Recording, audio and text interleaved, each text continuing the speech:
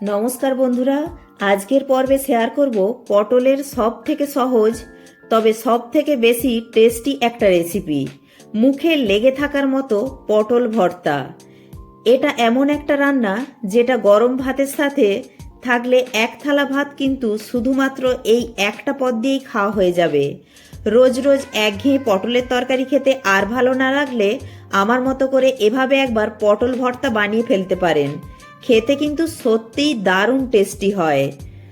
আর রান্নাটা খুবই সহজ, খুবই অল্প সময়ে রান্নাটা হয়ে যায়। রান্নাটা করার জন্য আমি এখানে 300 গ্রাম পটল নিয়েছি। পটলগুলি বেশ একটু বড় বড়ই আছে। পটলের খোসা ছাড়িয়ে নেব না, জাস্ট ওপরের যে পাতলা একটি আস্তরণ আছে ছুরি দিয়ে দিয়ে অল্প অল্প করে এভাবে চেঁচে নেব। যেহেতু ভর্তা বানাচ্ছি তাই খোসাটা পুরো তুলে দেব না, খোসাতেও কিন্তু বেশ খাদ্যগুণ থাকে, তাই এইভাবে ছুরি দিয়ে চেঁচে নিলাম। এবার পটলের দুই মুখ একটু কেটে বাদ দিয়ে দিচ্ছি। এইভাবে সব পটলগুলিকেই রেডি করে ধুয়ে নিয়েছি।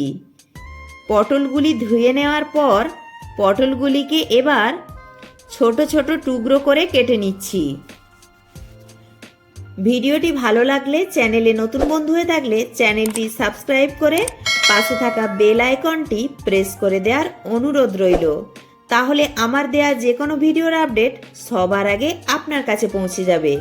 আর অবশ্যই একটি লাইক করবেন, আপনাদের একটি লাইক আমাকে পরবর্তী ভিডিও বানাতে উৎসাহ জাগাবে। তো একইভাবে আমি সব পটলগুলিকেই ছোট ছোট টুকরো করে কেটে নিয়েছি। তবে কাটার পর আর ধোয়ার দরকার নেই, যেহেতু আমি আগেই ধুয়ে নিয়েছি। এবার গ্যাস অন করে কড়া বসিয়ে দিয়েছি আর তার মধ্যে সামান্য একটু জল দিয়েছি। জল কিন্তু বেশি দেওয়া যাবে না। এবার এর মধ্যে সমস্ত কেটে রাখা পটল যোগ করে একটু জলের সঙ্গে নাড়াচাড়া করে মিশিয়ে নেব ভালোভাবে। এই পর্যায়ে ঢাকা দিয়ে পটলগুলিকে একটু ভাপিয়ে নেব। জলটা কম দিয়েছি যাতে করে পটলগুলি ভাপানোর সঙ্গে সঙ্গে জলটাও পটলের মধ্যেই শুকিয়ে যায়।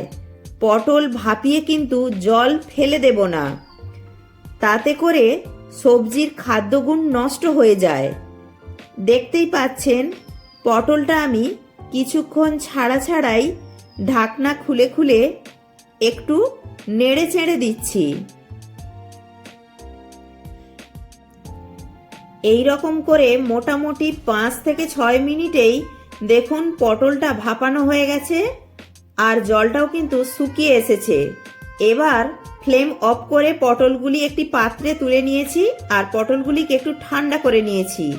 এবার মিক্সিতে পেস্ট করে নেব। তার জন্য একটা মিক্সিং জারের মধ্যে সমস্ত পটলগুলি দিয়ে দিলাম। পটলগুলি পেস্ট করার সময় কিন্তু কোনো রকম জল দেবার দরকার নেই, জল ছাড়াই পেস্ট করে নিতে হবে। দেখুন খুব সুন্দর স্মুথ পেস্ট করে নিয়েছি।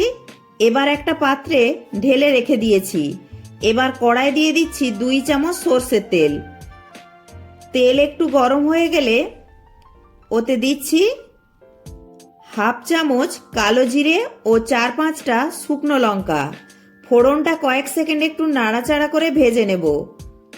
আর শুকনো লঙ্কাগুলি মুচমুচে ভাজা হয়ে গেলে কয়েকটা শুকনো লঙ্কা তুলে রেখে দিচ্ছি শেষে ব্যবহার করার জন্য। এবার দিচ্ছি থেতো করে রাখা রসুন 7-8 কোয়ার মতো। রসুনটাকেও 1 মিনিট একটু নেড়ে চেড়ে ভেজে নিয়ে ওতে দিচ্ছি 2টি চেরা কাঁচা লঙ্কা আর এর সঙ্গে 2টি মাঝারি সাইজের পেঁয়াজ কুচি যোগ করে দিচ্ছি। পেঁয়াজের পরিমাণটা একটু বেশি দিলেই ভালো হয়। পেঁয়াজটাকে একটু সময় নিয়ে ভালো করে ভাজা ভাজা করে নেব, যাতে পেঁয়াজে একটু সুন্দর লালচে রং ধরে যায়। পেঁয়াজটাকে এভাবে সুন্দর লালচে রং করে ভাজা করলে পেঁয়াজের সুন্দর একটা ফ্লেভার তৈরি হয়। আর যে কোনো ভর্তাতেই কিন্তু পেঁয়াজের এই লালচে রং করে ভাজার ফ্লেভারটা দারুণ লাগে। তো দেখতেই পাচ্ছেন আমি একটু সময় নিয়ে পেঁয়াজটাকে ভেজে নিয়েছি। এবার দিচ্ছি সামান্য একটু হলুদ গুঁড়ো ও সামান্য একটু লঙ্কার গুঁড়ো দিয়ে ভালো করে নাড়াচাড়া করে নিচ্ছি। এবার সেই বেটে রাখা পটলের মিশ্রণ আমি ঢেলে দিচ্ছি। এবার কিন্তু সমস্ত মশলার সঙ্গে এই পটলের মিশ্রণকে ভালো করে নাড়াচাড়া করে মিশিয়ে নিতে হবে। মিডিয়াম ফ্লেমে ভালো করে এগুলি নাড়াচাড়া করব বেশ কিছুটা সময় নিয়ে, যাতে করে এই মিশ্রণ সুন্দর ঘন হয়ে আসে। দেখতেই পাচ্ছেন আমি অনবরত নাড়াচাড়া করছি। এই পর্যায়ে যোগ করে দিচ্ছি স্বাদ অনুযায়ী লবণ ও কয়েক দানা চিনি। তবে আপনারা যারা মিষ্টি পছন্দ করেন না তারা কিন্তু চিনিটা স্কিপ করতেই পারেন। এবার ভালো করে দেখুন নাড়াচাড়া করছি। আস্তে আস্তে এই মিশ্রণ কিন্তু বেশ ঘন হয়ে যাচ্ছে। মিশ্রণটিকে একটু সময় নিয়ে ভালো করে এভাবে নাড়াচাড়া করে নিতে হবে। যত ঘন করে কষানো হবে তবেই কিন্তু এর স্বাদ ভালো হবে। দেখতেই পাচ্ছেন বেশ ঘন হয়ে গেছে। এই পর্যায়ে আমি যোগ করে দিচ্ছি কাঁচা সর্ষের তেল 1 চামচ, আর সেই যে শুকনো লঙ্কা ভাজা তুলে রেখেছিলাম সেটাও একটু হাত দিয়ে গুঁড়ো করে মিশিয়ে দিচ্ছি। এতে করে এই পটলের ভর্তার মধ্যে দুর্দান্ত সুন্দর একটা ফ্লেভার তৈরি হবে।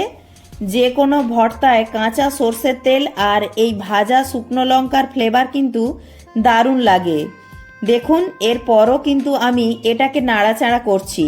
এখন কিন্তু আমি গ্যাস অফ করে দিয়েছি আর গরম কড়াতেই আরেকটু নাড়াচাড়া করে নিলাম। এখন একদম ভর্তা কিন্তু আমাদের রেডি। খুব সুন্দর ঘন হয়ে গেছে। দেখতেই পাচ্ছেন কতটা লোভনীয় দেখতে হয়েছে, খেতেও দুর্দান্ত হয়। আশা করছি আমার আজকের এই রেসিপিটি আপনাদের ভালো লেগেছে। ভালো লাগলে লাইক, শেয়ার, কমেন্ট, সাবস্ক্রাইব করে পাশে থাকার অনুরোধ রইল। প্রত্যেকে ভালো থাকবেন, সুস্থ থাকবেন।